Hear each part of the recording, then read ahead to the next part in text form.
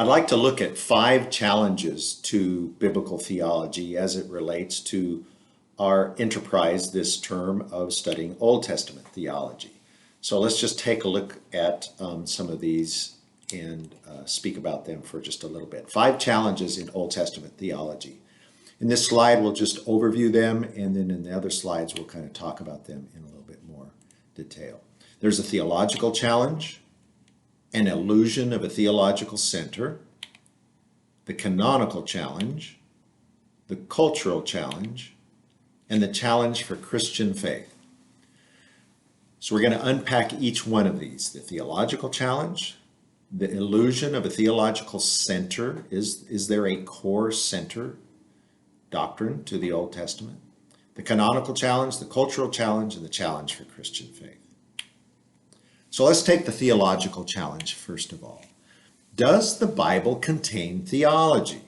Now remember, theology is an analytical, contemplative, reflective, and as such, deliberately reformulative way of speaking about God.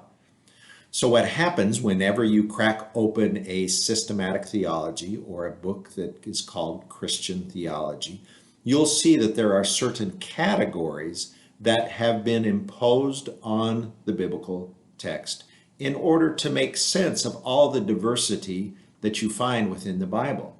So these categories are obviously human categories, not divine categories, and they're obviously usually Western categories in terms of the content, and usually they're focused on 5 areas: God, humanity, sin, salvation, maybe something about the people of God, and eschatology. Those are 6 things, typically 5 or 6 areas of study that are focused in on.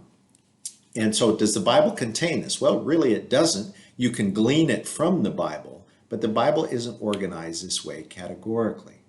So you have these artificial categories that are imposed on the biblical text. And again, I'm not saying there's no argument for these categories. You can make an argument for what categories a person uses.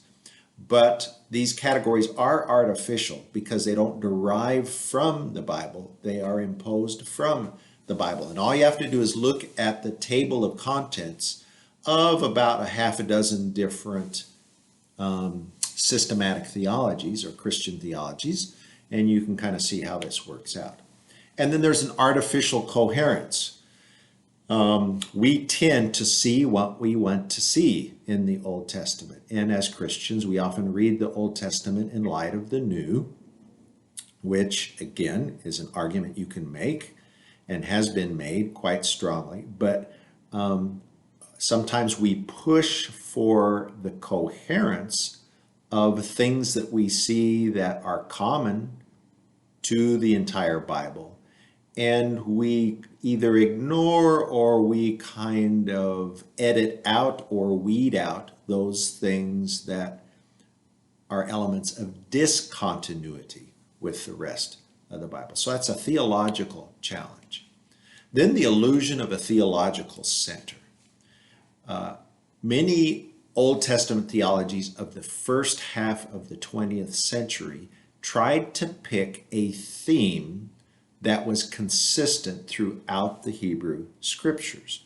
And a number of these themes have been worked to varying degrees of success. And typically what we have is somebody who makes an argument that there is a core or the theology of the Old Testament. There's a center around which everything in the Old Testament can be discussed. And so some examples have been the covenant as a possibility, Walter Eichrodt. Other examples have been the idea of the presence of God. Some have been just as generic as God alone being the center of the Old Testament. These are things that have had varying degrees of success. The real problem with this has typically been wisdom literature. Job, Proverbs, Ecclesiastes.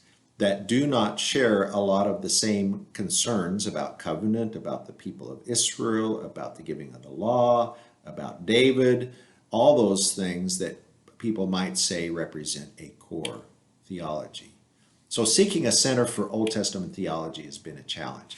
So the Bible presents thematic variation and theological discontinuity. For example, most of the Bible in the Old Testament argues that if you follow God's laws, things are going to go well with you. If you obey God's covenant, things will go well. If you disobey, bad things are going to happen. And it's not just the historical literature, but many of the prophets make this argument.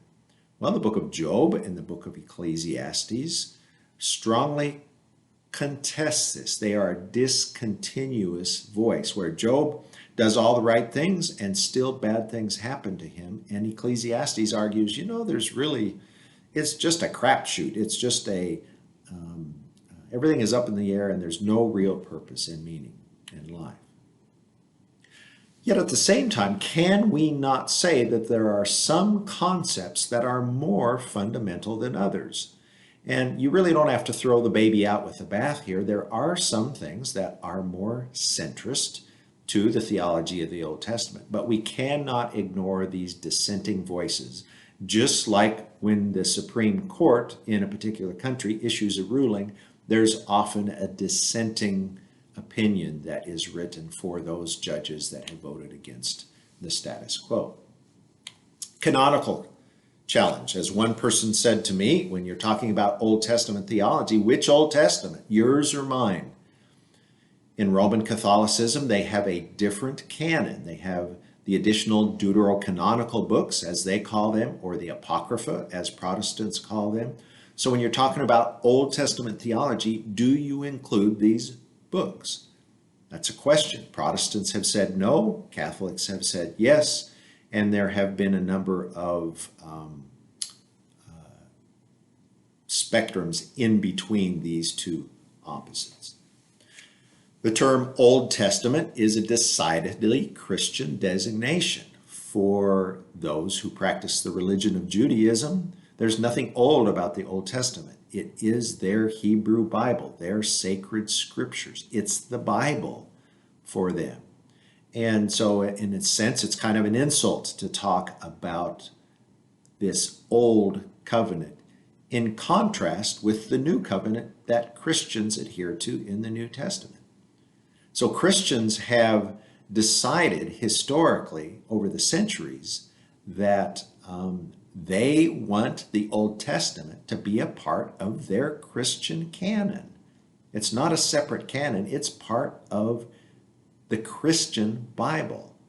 So then that obviously forces Christians to take both testaments, Old and New, into consideration when establishing a biblical theology.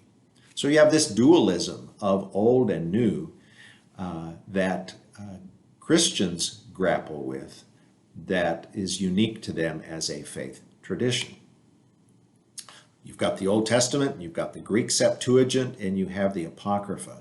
Interestingly enough, the Reformers decided to follow the order of the Greek Septuagint in terms of their theology, but they jettisoned the books in the Greek Septuagint that were part of the Apocrypha or the Deuterocanonical literature. So the Reformers wanted to have their cake and eat it too, as they followed the Greek Septuagint, but they took the books out that were in the Greek Septuagint that were not part of the Hebrew Bible. And there are reasons for that that are not appropriate to enter into here, but you just need to realize that there's a canonical challenge.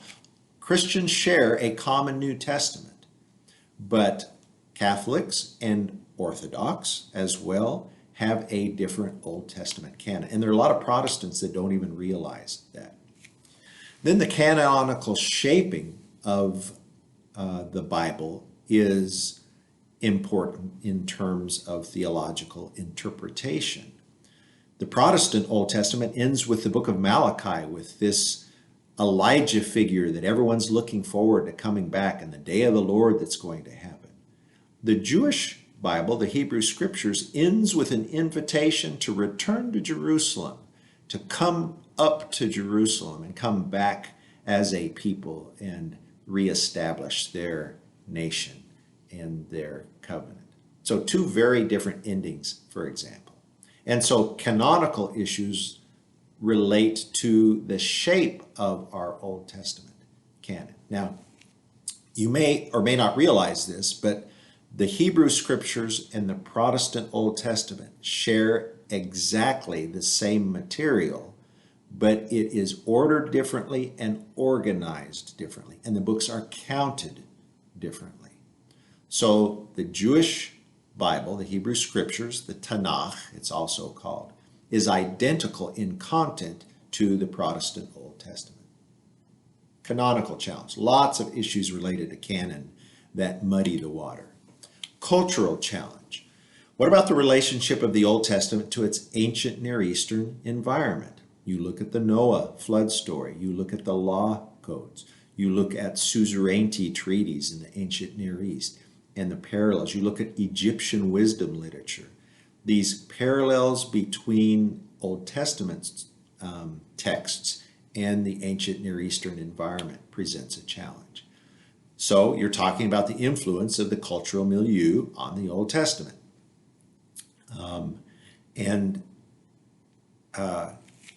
It's really hard to determine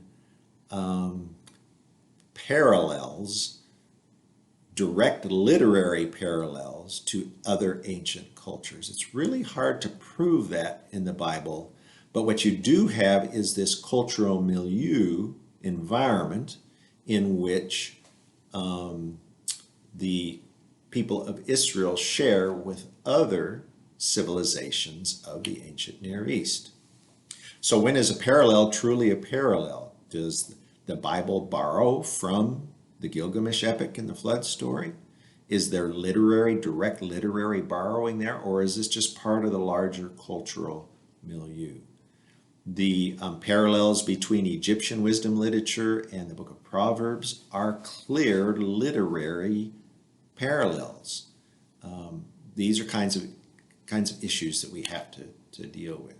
And then how do we make use of these parallels? How does that affect our theology? Very important issues. Drawing relevant application from these ancient texts to contemporary culture today. That is the bugaboo of hermeneutics, of biblical interpretation, is going from a text in their world to using that same text in our world to apply that to the church or to the synagogue or to the place of ministry in which a person is involved. And then the last challenge is the challenge for Christian faith. How can Christians undertake a project in Old Testament theology in a way that is distinct from New Testament theology and still relevant to the Christian community? That's the hitch, is the Old Testament is sacred Christian scripture. So we can't just throw up our hands and say, oh yeah, that's Old Testament stuff. Just give me the New Testament. We can't say, oh yeah, that was for back then, that's old, just give me the new. And the only thing in the old I'm interested in is that stuff that points forward to what is in the new. The Old Testament must speak with its own voice, yet at the same time be understood as Christian scripture. So you have this continuity between the testaments, and you have discontinuity between the testaments as well. That must be admitted to with open eyes and with a sense of objectivity. There's also an sense of unevenness between the testaments. There are some things that the Old Testament emphasizes strongly that the New Testament really isn't interested in at all. For example, sacred space. The New Testament, in terms of sacred space, is temple. The God's Spirit resides in the heart of the believer. But sacred space is a huge, important theological category in the Old Testament. That's just one little example. So the Old Testament's voice must somehow resonate with the New, but in ways that reads the Old Testament in its own right. That's the tough one, but that's what we must do, is let the Old Testament speak for itself and then look at how that resonates with what the New Testament does with these Old Testament texts. That's the challenge. These are the challenges that face us. These are not insurmountable challenges. These are exciting challenges and kind of fun to think about and fun to explore, but these are challenges that we face. Is Old Testament theology primarily a descriptive or a normative task? In other words, are we just saying, yeah, this is what they believed in the time of Israel, the period of the Israelite nation, or are these texts authoritative for us today, which as Christians, we say that they are, because the Old Testament is part of sacred Scripture. So what I'm going to do in this course is I'm going to try and embrace a dialectic between the historical and theological tasks and between the descriptive and normative outcomes. So that's tough. We're going to try and read the Old Testament in its own right, also look at how that relates to its journey toward something else. The Old Testament ends begging for a sequel, begging for something else. How do those two categories relate to one another? The New Testament should not be arbitrarily imposed on the earlier voice. Allow the Old Testament to speak with its own voice. So I will not be finding Jesus under every rock and under every corner and every verse of the Old Testament. To me, that is a mockery of the incarnation of Jesus that takes place at Christmas, where God enters the world in a totally new and unique way. So we will be looking at the Old Testament's voice and how that resonates with the New Testament. Old Testament theology should be sensitive to canonical concerns, yet the Old Testament is Christian scripture, so we'll be thinking of that in terms of theology. And then I like Paul House's comment. He says, Old Testament theology is analysis that is God-centered, intertextually oriented. That means Old Testament text compared with other Old Testament texts, Old Testament text compared with New Testament texts, authority conscious, historically sensitive, and devoted to the pursuit of wholeness of the Old Testament message. There's a mouthful there, but I think House has some good things to say. Very quickly, we'll be saying more about this later on, but I'm going to use the category of blessing and curse not as a center of Old Testament theology, but as a theme. So the tension between that's kind of the approach we'll be taking in this study of theology. The tension between blessings and curses is both substantive and pervasive in many dominant texts of the Old Testament, and we'll be exploring what some of those texts are. For example, the Bible begins with a threefold blessing. The Pentateuch, the Old Testament, and the New Testament all end with this poignant theme of blessings and curses. And so rather than just looking at the idea of blessing and curse as a center to the Old Testament, we'll be exploring trajectories of this theme in the Old Testament text.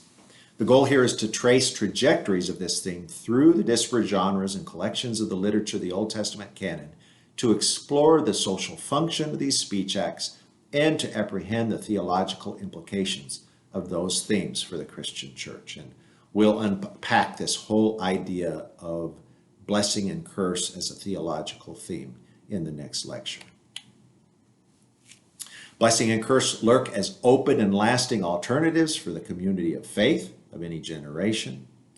And then life in the believing community is lived between threat and promise, curse and blessing, not in an evolutionary first comes first, then comes blessing way, or even worse, curse in the Old Testament followed by blessing in the New Testament. No, blessing and curse, old and new, promise and fulfillment are always in tension. This tension refuses to trivialize life. A person's choices are not simply subsumed into God's sovereign purposes, One's choices are genuinely real and give birth to life-impacting consequences. This tension between blessing and curse in the Bible is a tension of consequences of actions, and it makes persons' choices genuinely real and impactful. So we'll be looking into these ideas in our future lectures.